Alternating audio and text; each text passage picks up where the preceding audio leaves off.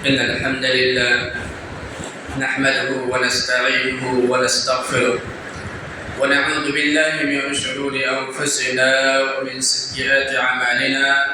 من يهده الله فلا مضل له ومن يضلل فلا هادي له. وأشهد أن لا إله إلا الله وحده لا شريك له وأشهد أن محمدا عبده ورسوله. يا أيها الذين آمنوا اتقوا الله حق تقاته ولا تموتن إلا وأنتم مسلمون. يا أيها الناس اتقوا ربكم الذي خلقكم من نفس واحدة وخلق منها زوجها وبث منهما رجالا كثيرا ونساء. اتقوا الله الذي تساءلون به والأرحام إن الله كان عليكم رقيبا. يا أيها الذين آمنوا اتقوا الله وقولوا قولا سديدا يصلح لكم أعمالكم ويغفر لكم ذنوبكم ومن يطع الله ورسوله فقد فاز فوزا عظيما. أما بعد فإن خير الحديث كتاب الله وخير الهدي هدي محمد صلى الله عليه وسلم وشر الأمور محدثاتها وكل محدثة بدعة وكل بدعة ضلالة وكل ضلالة في النار. قال الله سبحانه وتعالى في كلامه المجيد: قاف والقرآن المجيد بل عجبوا أن جاءهم منذر منهم فقال الكافرون هذا شيء عجيب. أإذا متنا وكنا ترابا ذلك رجع بعيد. قد علمنا ما تنقص الأرض منهم وعندنا كتاب حفيظ. بل كذبوا بالحق لما جاءهم فهم في أمر مريج. وقال الله تبارك وتعالى في مقام آخر: وإن تعدوا نعمة الله لا تحصوها إن الله لغفور رحيم. حضرات گرامی و حاضرین جمعہ اور پردہ نشین خواتین اسلام، اللہ رب العالمین کا بے پایا فضل و احسان ہے کہ جس کی توفیق و اعانت سے ہم اور آپ اس مقدس گھر میں حاضر اور اکٹھا ہوئے ہیں۔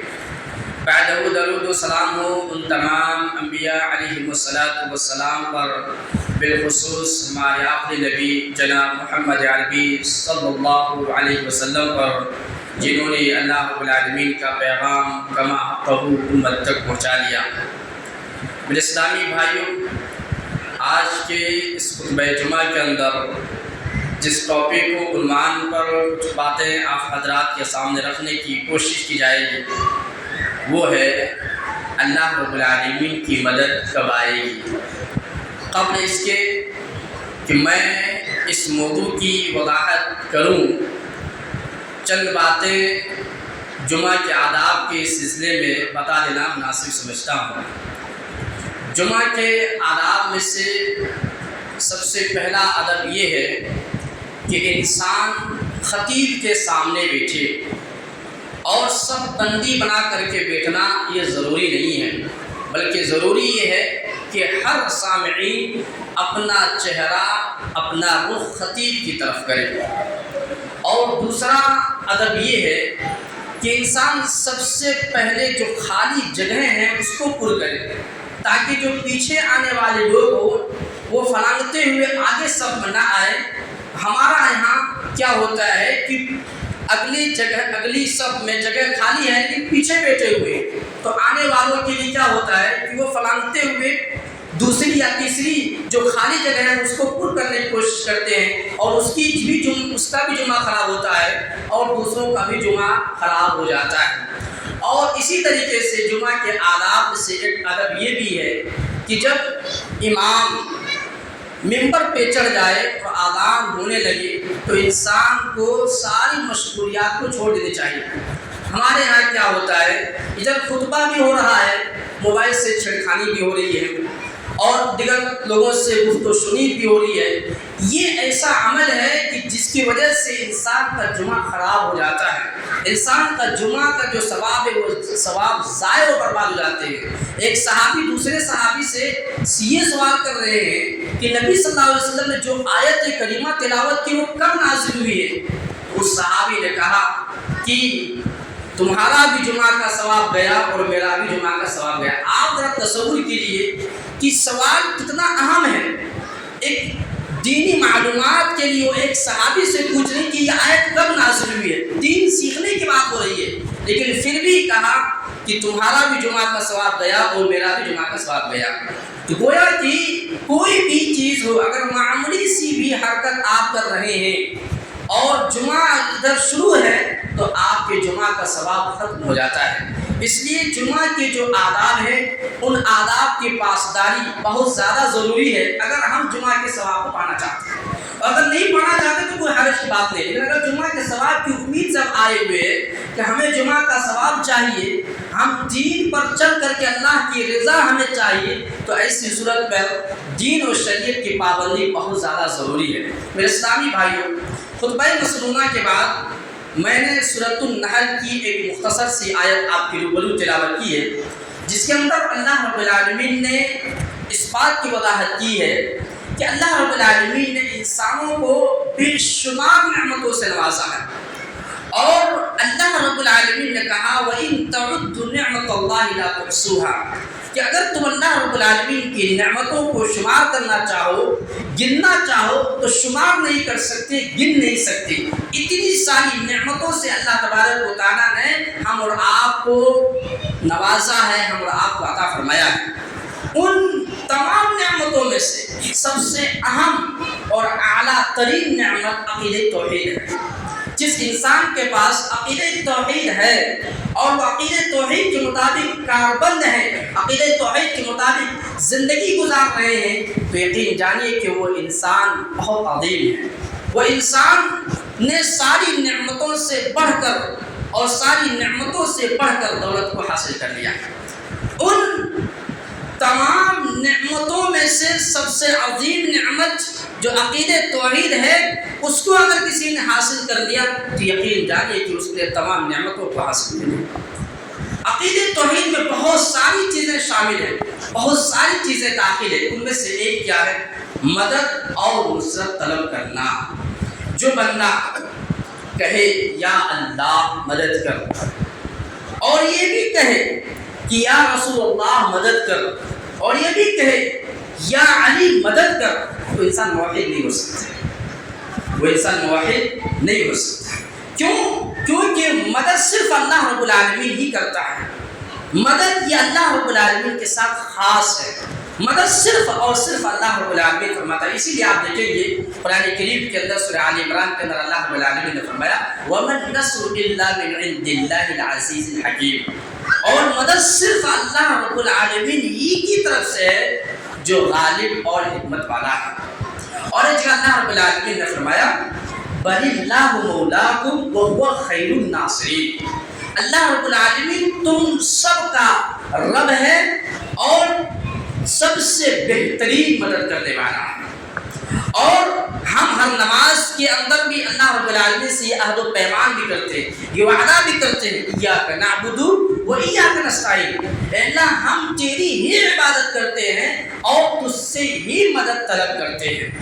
اور جو انسان اللہ رب العالمین سے مدد طلب کرے اور اللہ رب العالمین اس کی مدد کرے، وہ انسان کبھی مغلوب نہیں ہو سکتا، وہ انسان کبھی ہار نہیں سکتا ہے۔ اسی لیے آپ دیکھیں گے اللہ رب العالمین نے سورہ آل عمران کے اندر فرمایا ان ینصرکم اللہ فلا غالب لکم، اگر اللہ رب العالمین تمہاری مدد کرے گا فلا غالب لکم، تو تمہیں کوئی ہرا نہیں سکتا، تمہیں کوئی مغلوب نہیں کر سکتا۔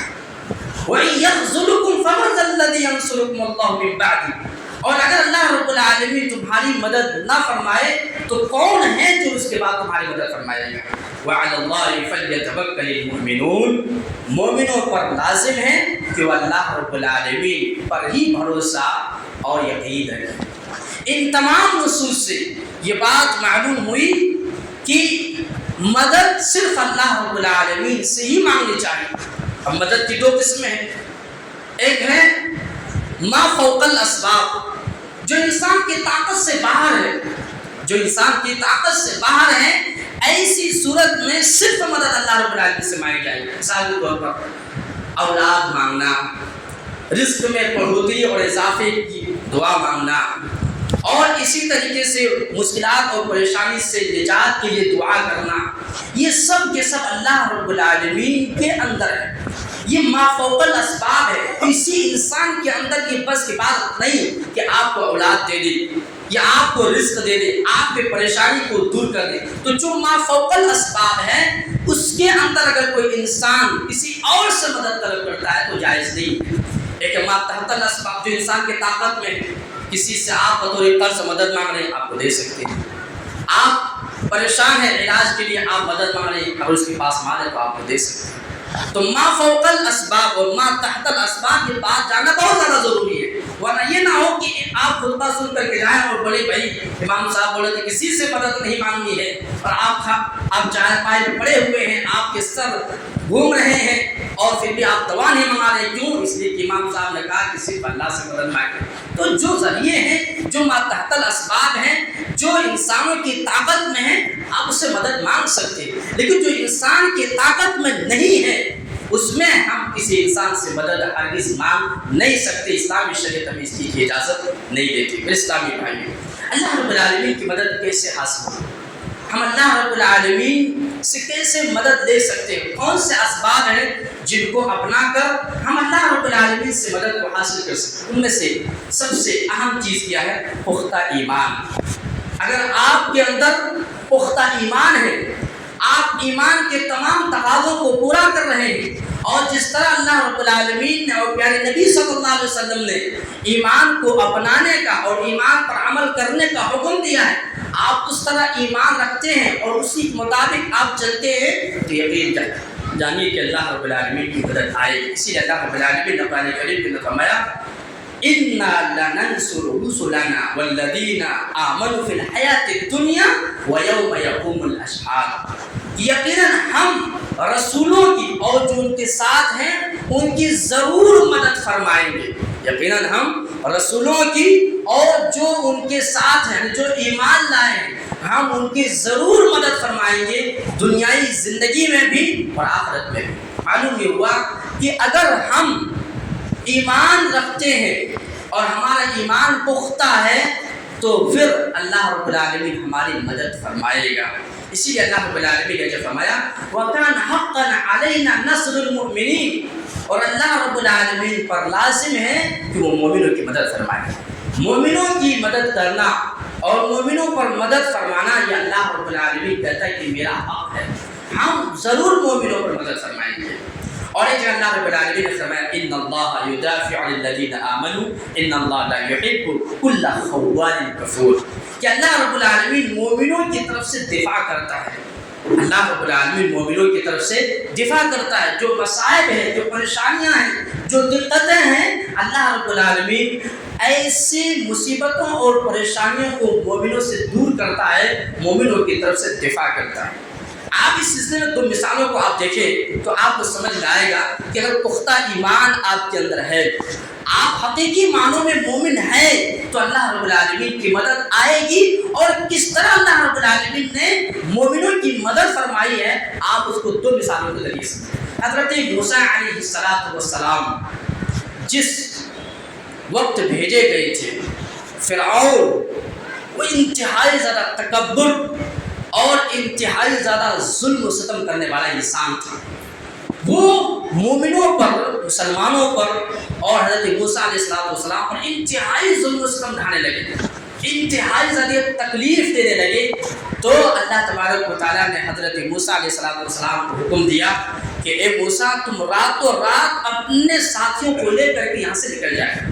حضرت موسیٰ علیہ السلام اپنے ساتھیوں کو لے کر کے نکل جاتے ہیں۔ صبح جب ہوئی تو فرعون کو خبر ملی کہ موسیٰ اور اس کے ساتھی یہاں سے نکل چکے ہیں، بھاگ چکے ہیں، تو فرعون اپنے لشکروں کے ساتھ ان کا پیچھا کرنے کے نکلے۔ اور جب حضرت موسیٰ علیہ السلام کے ساتھیوں نے دیکھا، جیسا کہ اللہ رب العالمین نے نقشہ کھینچا فَلَمَّا تَرَأَى الْجَمْعَانِ قَالَ أَصْحَابُ مُوسَىٰ إِنَّا لَمُدْرِكُونَ، جب موسیٰ علیہ السلام کے ساتھیوں نے دیکھا کہ پیچھے سے فرعون کے لشکر آ رہے ہیں اور آگے سمندر ہے، کہا کہ اِنَّا لَمُدْرِكُونَ، اب ہم پکڑے جانے والے ہیں، اب ہم پکڑے جانے والے، بھاگ نہیں سکتے کیونکہ آگے سمندر ہے اور پیچھے فرعون کے لشکر ہے، ہم بیچوں بیچ ہیں، اب ہم پکڑے جانے والے ہیں۔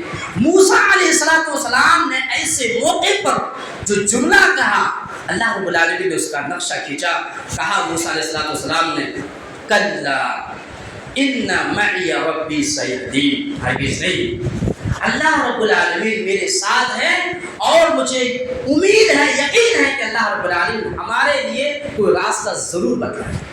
اس ایمان و یقین کا فائدہ یہ ہوا کہ اللہ تبارک و تعالیٰ نے ان کی ایسی مدد فرمائی کہ فرعون اور اس کے سارے لشکر ڈوب جاتے ہیں اور فرعون نجات پا جاتے ہیں۔ اللہ رب العالمین نے اس کا بھی نقشہ کھینچا ہے، کہا فَأَوْحَيْنَا إِلَى مُوسَىٰ أَنِ اضْرِب بِعَصَاكَ الْحَجَرَ، ہم نے موسیٰ علیہ السلام کی طرف وحی کی کہ اے موسیٰ، آپ کے ہاتھ میں جو لاٹھی ہے اس لاٹھی کو سمندر پر مارے۔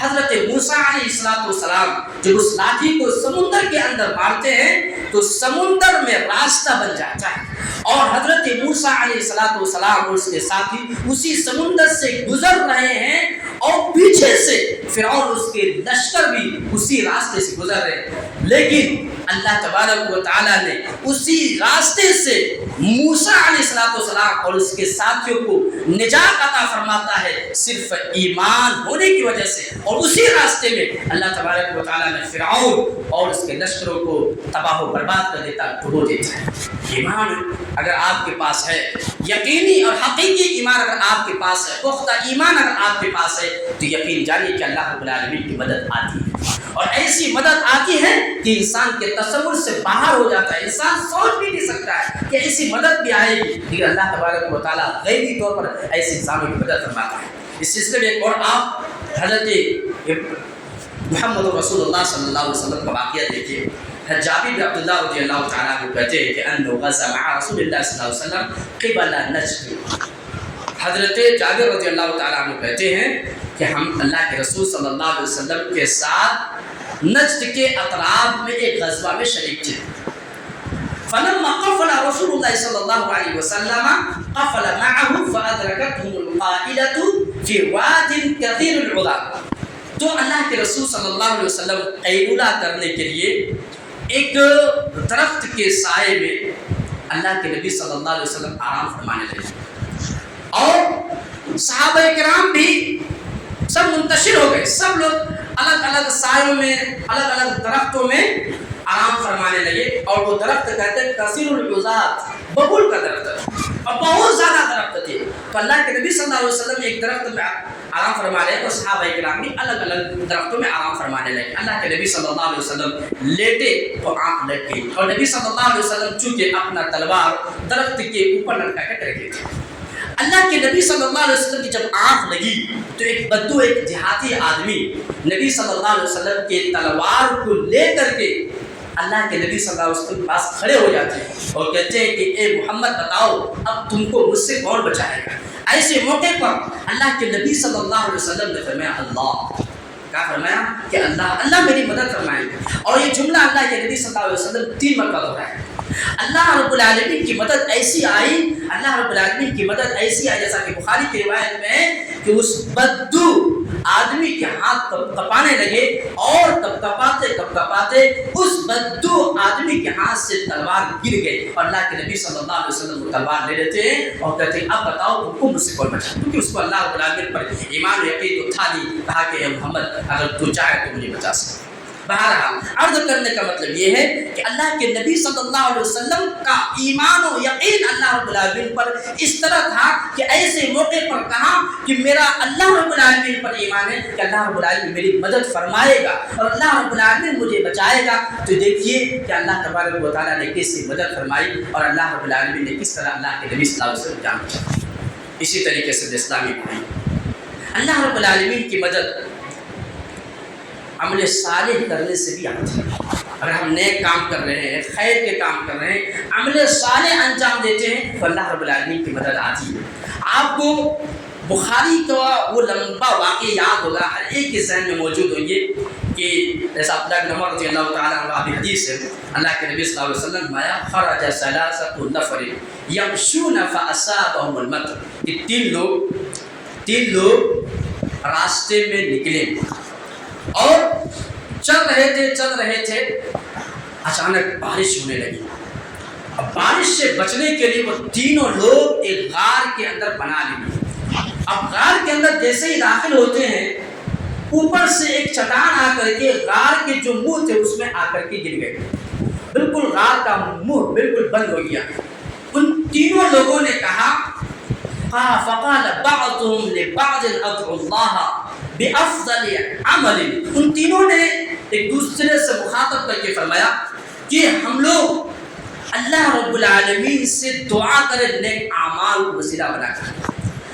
ہم میں سے جو لوگ نیک عمل کیے ہیں ان میں جو سب سے بہتر عمل ہے جو صرف اللہ کی رضا کے لیے کیے ہیں, اللہ کی خوشنودی کے لیے کیے ہیں, اس نیک عمل کو وسیلہ بنا کر کے اللہ رب العالمین سے مدد مانگی جائے, اللہ رب العالمین سے مدد طلب کیا جائے. ان میں سے ایک آدمی نے کہا فقال احدهم اللهم انی کان لی ابوان شیخان کبیران. ان میں سے ایک آدمی نے کہا کہ اللہ میرے دو ماں باپ تھے, یعنی میرے والدین بہت بوڑھے تھے, یعنی میرے ماں باپ تھے اور وہ انتہائی بوڑھے تھے, اور میں بکریاں چرایا کرتا تھا, اور جب میں بکریوں کو چرا کر کے گھر واپس آتا تھا تو سب سے پہلا میرا کام یہ ہوتا تھا کہ میں وہ بکری کا دودھ اپنے والدین کو پلاتے تھے, پھر اپنے بال بچوں اور گھر والوں کو پلاتے تھے. ایک دن ایسا ہوا کہ میں بکریوں کو چرانے کے لیے بہت دور نکل گیا, واپسی بہت تاخیر ہو گئی. ایسے وقت میں واپس ہوئے کہ والدین سو چکے تھے, اور میں نہیں چاہا, میرا دل گوارا نہیں کیا کہ میں اپنے والدین کو جگا کر کے دودھ پلاؤں. میں والدین کے سہانے میں کھڑے ہو کر کے والدین کے جاگنے کے انتظار کر رہے تھے, بیدار ہونے کے انتظار کر رہے تھے. اور ایسے وقت میں میرے بچے بھوک سے بلبلا رہے تھے, بھوک سے تڑپ رہے تھے, لیکن پھر بھی میں اپنے والدین سے پہلے اپنے بچوں کو دودھ لانا گوارا نہیں کیا.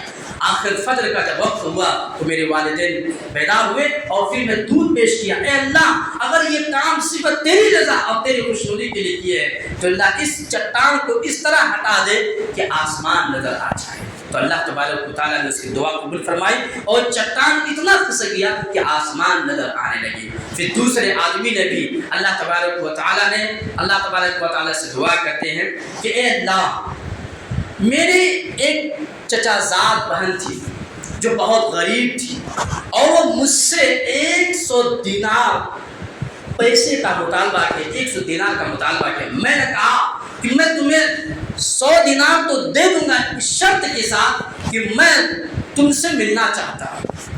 بہرحال وہ لڑکی, وہ عورت مان لی, اور پھر میں نے 100 دینار اس کو دے دی. پھر جب میں اس سے ملنے کے لیے گئے تو پھر اس عورت نے یہ بات کہی کہ اے بندہ, اللہ رب العالمین سے ڈر. میں نے اس وقت اللہ رب العالمین سے ڈر کر کے وہ عمل کو چھوڑ دیا. اے اللہ, اگر میں نے یہ کام صرف تیری رضا کے لیے کیے ہیں تو اللہ اس چٹان کے منہ کو اور تھوڑا کھسکا دے. تو اللہ تبارک و تعالیٰ نے اس کی بھی دعا قبول فرمائی. ایک تیسرے آدمی نے دعا کی کہ اے اللہ, میرے پاس ایک مزدور کام کرتا تھا, اور ایک دن کا مزدوری لینا وہ چھوڑ دیے اور واپس چلے گئے, اور اس کے مزدوری سے میں نے بہت سارے چیزوں کو خریدا, بھیڑ بکری اور کھیت مویشی, بہت ساری چیزوں کو میں نے اکٹھا کر لیا. کچھ دنوں کے بعد, کچھ سالوں کے بعد جب وہ آتا ہے تو کہتا میرا مزدوری دو.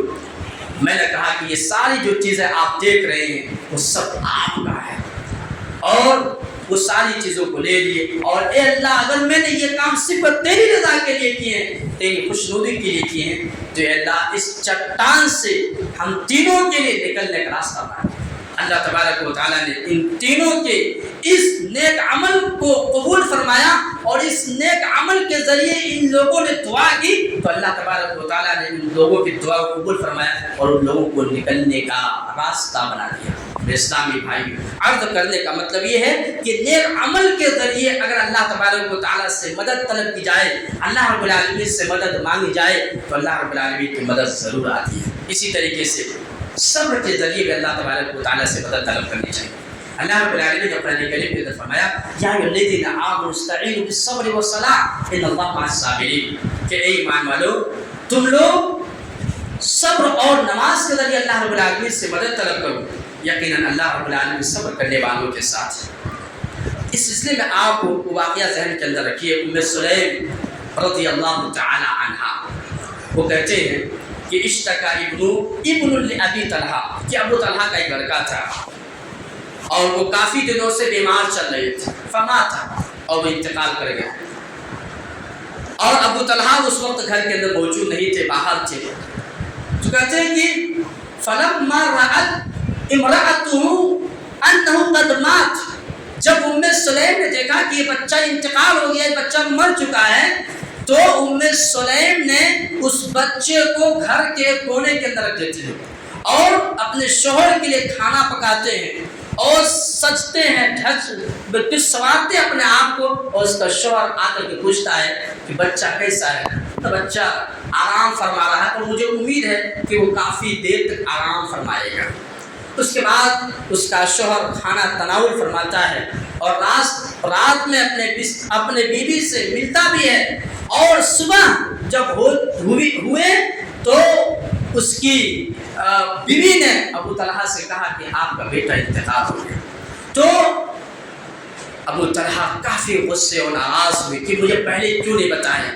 تو وہ دوڑ کے بھاگتے ہوئے اللہ کے نبی صلی اللہ علیہ وسلم کے پاس آئے، وہ سارا واقعہ انہوں نے ذکر کیا تو اللہ کے نبی صلی اللہ علیہ وسلم نے دعا دیتے ہوئے کہا دعا اللہ ان یبارک لکما فی لیلتکما، کہا کہ اللہ رب العالمین تمہارے لیے آج رات تمہارے لیے برکت رکھے۔ قال سفیان کہتے ہیں فقال رجل من الانصار، انصار میں سے ایک آدمی نے کہا فرأیت لهما 9 اولاد كلهم قد قرأوا القرآن، کہ اللہ تبارک و تعالیٰ نے اس صبر کی وجہ سے اللہ تعالیٰ نے ان دونوں کو 9 اولاد عطا فرمائے اور سب کے سب حافظ تھے، قاری تھے اور عالم دین تھے۔ اللہ، تو اگر انسان صبر کرتا ہے اور صبر کے ذریعے اگر اللہ تبارک و تعالیٰ سے مدد طلب کرتا ہے تو اللہ تعالیٰ اس کی ضرور مدد فرماتا ہے۔ جس سے دیکھیے ام سلیم رضی اللہ تعالی عنہ اتنے بڑے حادثے ہو چکے پھر بھی گلے شکوے نہیں، کوئی شکایت زبان پہ نہیں لاتی اور نہ ہی گھبراتی ہے اور نہ ہی اللہ رب العالمین سے بدزن ہوتی ہے، بلکہ وہ صبر کرتی ہے، اور صبر کا نتیجہ یہ ہوا کہ اللہ تبارک و تعالیٰ نے انہیں 9 اولاد عطا فرمائے اور سب کے سب قاری اور حافظ اور عالم دین تھے۔ اسی طریقے سے اسلامی بھائی نماز کے ذریعے بھی انسان کو اللہ رب العالمین سے مدد طلب کرنا چاہیے۔ اللہ رب العالمین نے فرمایا یا الذین آمنوا استعینوا بالصبر والصلاۃ، کہ صبر اور نماز کے ذریعے اللہ رب العالمین سے مدد طلب کرو۔ اس سلسلے میں آپ کو واقعہ ذہن کے اندر موجود رکھنا چاہیے جریج، جیسا کہ اللہ کے نبی فرماتے ہیں کہ کان رجل من بنی اسرائیل، کہ بنو اسرائیل میں ایک آدمی تھا یقال له جریج، جسے جریج کہا جاتا تھا، یصلی، وہ نماز پڑھ رہا تھا اور اس کی ماں اس کے پاس آ کر کے آواز دیتی ہے، اور اس وقت جریج نماز کی حالت میں تھا، وہ سوچ رہا کہ نماز توڑوں یا پڑھوں، اور وہ اسی سوچ میں رہ کر کے وہ نماز کو جاری و ساری رکھے۔ اس کی ماں واپس چلی گئی، پھر جب دوسری مرتبہ اس کی ماں آئی اور پھر آواز دی، پھر جریج نماز کی حالت میں تھے، اس نے ماں کے جواب کو نہیں دیا، ماں کے پکار پر لبیک نہیں۔ اس کی ماں نے بد دعا دی کہ اللہ اس کی موت اس وقت تک نہ آئے جب تک کہ وہ فاحشہ عورت کے منہ بنا دے، یعنی اس پر غلط چیز کا الزام نہ لگ جائے۔ ہوا ایسا ہی کہ ایک فاحشہ عورت جریج پر الزام لگا دیتے ہیں، وہ کسی چرواہے سے وہ غلط کام کرتے ہیں، اور پھر جب بچہ پیدا ہوتا ہے تو گاؤں والوں کو یہ کہتا ہے کہ یہ بچہ جریج کا ہے۔ گاؤں والے آ کر کے جریج کی جھوپڑی کو توڑ دیتے، پھوڑ دیتے ہیں اور پھر مارنے اور پیٹنے لگتے ہیں۔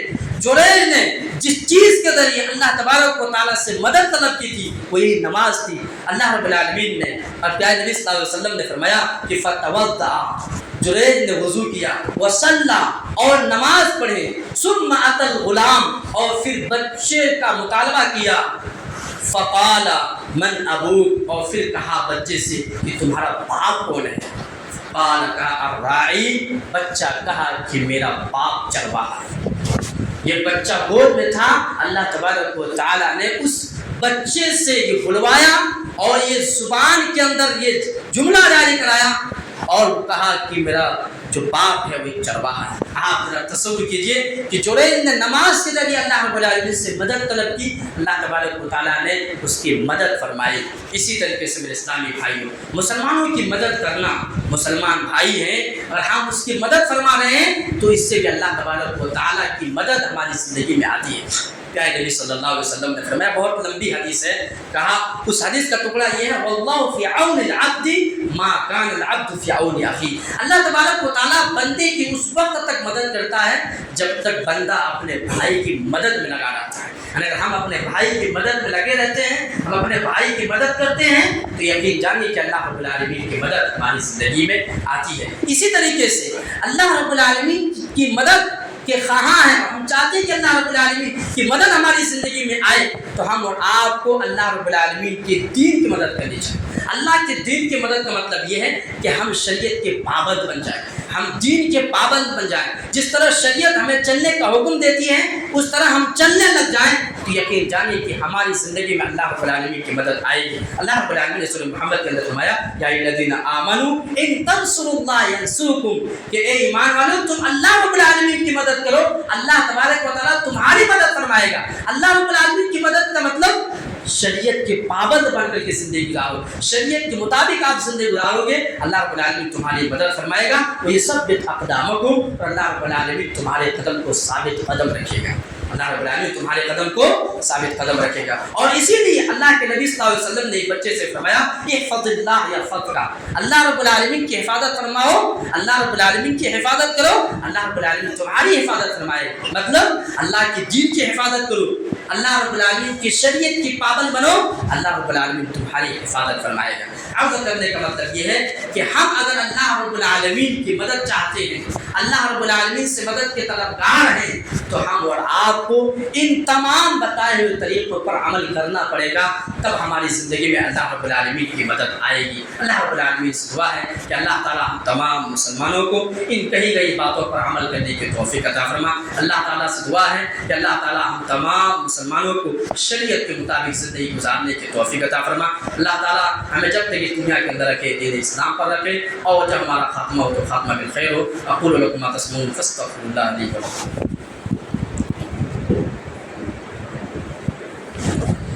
إن الحمد لله نحمده ونستعينه ونستغفره ونعوذ بالله من شرور أنفسنا ومن سيئات أعمالنا، من يهدي الله فلا مضل له ومن يضلل فلا هادي له، وأشهد أن لا إله إلا الله وحده لا شريك له، وأشهد أن محمدا عبده ورسوله، أما بعد فإن خير الحديث كتاب الله، وخير الهدي هدي محمد صلى الله عليه وسلم، وشر الأمور محدثاتها، وكل محدثة بدعة، وكل بدعة ضلالة، وكل ضلالة في النار۔ قال الله سبحانه وتعالى، إن الله وملائكته يصلون على النبي يا أيها الذين آمنوا صلوا عليه وسلموا تسليما، اللهم صل على محمد وعلى آل محمد كما صليت على إبراهيم وعلى آل إبراهيم إنك حميد مجيد، اللهم بارك على محمد وعلى آل محمد كما باركت على إبراهيم وعلى آل إبراهيم إنك حميد مجيد۔ عباد الله رحمكم الله، إن الله يأمر بالعدل والإحسان وإيتاء ذي القربى وينهى عن الفحشاء والمنكر والبغي يعظكم لعلكم تذكرون، اذكروا الله يذكركم ولذكر الله أكبر، والله يعلم ما تصنعون، قوموا للصلاة۔